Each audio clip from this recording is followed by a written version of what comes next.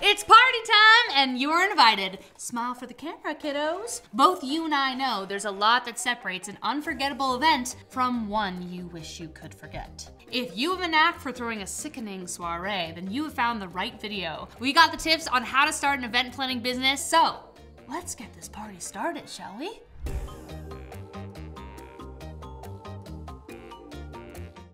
True story. I once worked at an $100,000 wedding where the groom had an allergic reaction to dessert because the events team forgot to communicate his nut allergy. One ambulance later, and that wedding was free. Yikes. As an event planner, your job is to organize, communicate, create, and execute a plan of action while also troubleshooting all the things that will go wrong. Now, there are 1,000,001 ways to party, so how do you decide what kind of events you will plan? Well, good news, you only have to decide between two things. Step 1, define your type. Are you Group A, an event planner for hire, which would be where wedding planners would fall into, such as Vintage Affairs by Jonathan G. Willens, who offers a wide range of planning services beyond weddings on their site? Or Group B, an event company who builds their own events, such as Second Star Events, who host their own style of bookish fantasy-themed galas. Both categories require top-notch organizational skills, creativity, budget management, resourcefulness, strong communication skills, and much more. However, for Group A, event planner for hire, your schedule will be determined by your client's needs, so you gotta be versatile and flexible with your working hours. Whereas for Group B, an event company, it's your event on your own terms. For both, you need connections. When the client asks for 42 lawn flamingos for their anniversary, you better be able to say, I know a guy. Group A is about being adaptable and client-focused, while Group B is all about curation, marketing, and brand building. So jot down your skills and connections to decide where you fit. Still unsure? Head to Step 2. Define your why.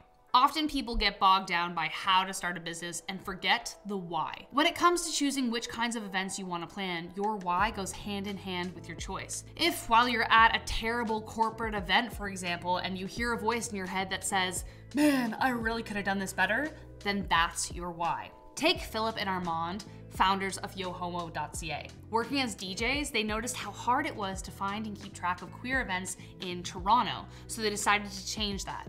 What started as a place to find events eventually led to Philip and Armand hosting their own events. Now they have an ever-growing list of successful parties under their belt. Do you see how they started their entire business around trying to solve a problem? That's why your why is the first step. Next, you have to figure out the how with a little thing called market research. Step 3, gather your resources. Good news, this is gonna be the most fun you've ever had doing market research. In order to understand the events industry, you gotta get out there. So ditch the TV remote and go have fun. Maybe stick to one glass of champagne. From now on, every event you attend is an opportunity to network. Attend industry events, conferences, seminars, workshops, trade shows, etc. Great places to find like-minded individuals with varying skill sets for your research pool so you can make a splash. Then, join an event planning association. Apply for membership to associations like the International Wedding Professionals Association, WIPA, or the National Association of Catering and Events. This will give you exclusive access to networking events and resources. Get certified. Enroll in an event planning course to increase your credibility, industry knowledge, and generate connections. Your teachers and peers will give you a great foundational community to start out with. Be a resource. Show, don't tell. One thing my very own sister did was reach out to event planners and ask to intern or shadow them. So put together a portfolio of skills to good use and get some experience in the field before launching your empire. After all these events, you're sure to have a strong idea of how to do things differently and who to do them for. So now it's time to build your brand for your market. Some events have champagne and caviar, while others have pop and pizza.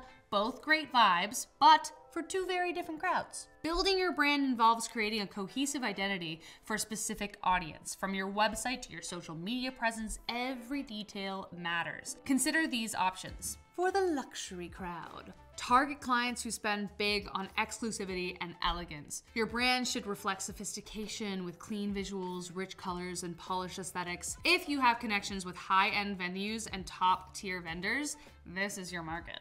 mid-tier clients. If you can make a dollar store vase look like a vintage Dior antique, then this is the market for you. These clients want value without sacrificing style. Showcase your creativity and resourcefulness on your website, blending luxury with budget-friendly options like rentals and props. The niche enthusiast. If you're catering to fans or specific themes, embrace bold colors, playful fonts, and fun visuals. Second Star Events nails this with a simple, trustworthy layout and a touch of whimsy that speaks directly to its fantasy-loving crowd. For instance, I definitely caught the Peter Pan quote on the landing page. Nice touch. Purpose-driven market. Focus on authenticity and connection. Brands like yohomo.ca highlight their ties to the Toronto queer community through vibrant design, blogs, and merch, making it clear they're about more than just events. Next, grab your notebook, start a Pinterest board, gather inspiration, and brainstorm visuals that align with your brand. When it comes to building your site, choose one that can grow with you, like Shopify. It integrates really well with social media, it's easy to use, and lets you sell event merch or planners effortlessly, so give it a try. Plus, there's a free trial in the description below. What are you waiting for? Step 5. Location, location, location. The right location can really make or break an event. Sure, the barn looks rustic and looks great for a fall wedding, unless it doesn't have any heating. Again, true story. Thank God for a sweaty dance floor. So you have two main options: outsourcing a venue or owning your own. Outsourcing a venue means coordinating with a venue manager who handles staffing, security, and logistics. It's a popular choice since you don't have to worry about upkeep, but it can come with limitations like noise curfews or restricted hours, like you can't sing karaoke till 4 a.m. Venues can be found on Peerspace, Airbnb, or by contacting them directly. Owning a venue gives you full control, but it's expensive, of course, so if you're just starting out, consider a more affordable option, like maybe investing in a used party bus, which can go anywhere from 40 to 100K. You can customize it, take it anywhere, and use it to eventually save for a larger venue. Just an idea. No matter the option, your venue sets the tone for your event. So choose wisely and stay creative. Step 6, test your events. Before you officially launch your business, test drive your ideas and your skills. Use your own apartment, offer to host your friend's birthday, parent's anniversary, or reach out to small businesses and offer to curate an event for them pro bono. This is a low-risk way to fix holes in your management practices, refine your budgeting skills, gather feedback, and boost your confidence. Plus, depending on whether you're charging for entry, this can help support your business down the road.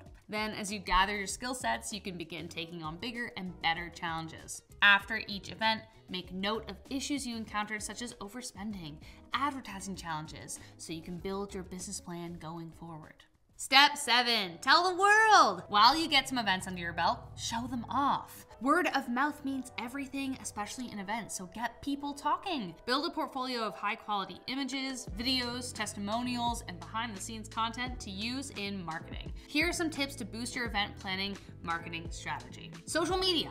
Along with a posting schedule, invite your audience to help you get the word out there. Run contests like a best photo or video memory, or turn your Instagram grid into a puzzle they have to solve before the event. Get them engaged. LinkedIn. While Instagram and Facebook are must-haves, LinkedIn is key for attracting high-end corporate clients. So build a profile that highlights your expertise and boosts your credibility.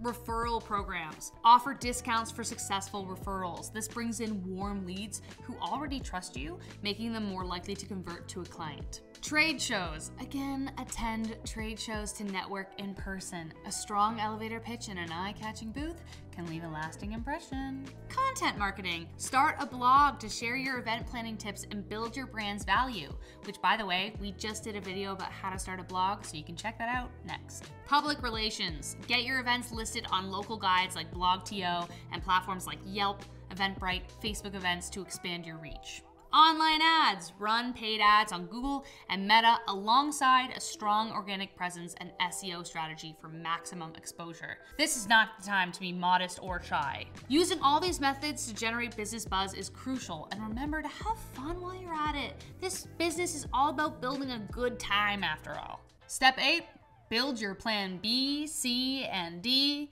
E, F, G, basically the whole alphabet. You know what they say, make a plan and watch God laugh. Truth is, even the best laid plans can go awry. That's life, baby. Having contingency plans in place will keep you calm and prepared for anything. For your business and your events, consider these points. Weather prep. If you're planning an outdoor event, have a backup tent or indoor space ready. Stay in touch with your venue manager and monitor the weather to avoid surprises. Set up an e-commerce option. Add an online store to your business to diversify revenue. Think about selling branded party kits or other products that align with your brand. This can help keep your business going even in uncertain times. Emergency plan. Have procedures for medical emergencies or unexpected guest situations. Brief your team on security protocols and ensure you know where the emergency exits and first aid supplies are located. The ambulance story really does live in my brain. Paperwork. Keep copies of all important documents, permits, contracts in an easily accessible place. If something goes wrong, you'll want to have everything at hand. Buffer time. Always schedule more time than you think you'll need. If makeup takes 2.5 hours, book 3.5 hours. That extra hour could save the day when things inevitably run late. Lastly, remember self-care and patience. Life happens. Just remember, people may not always remember every detail of the event, but they'll remember how they felt when they left. The magic is all in the recovery, so keep calm, carry on, and don't forget to expect the unexpected.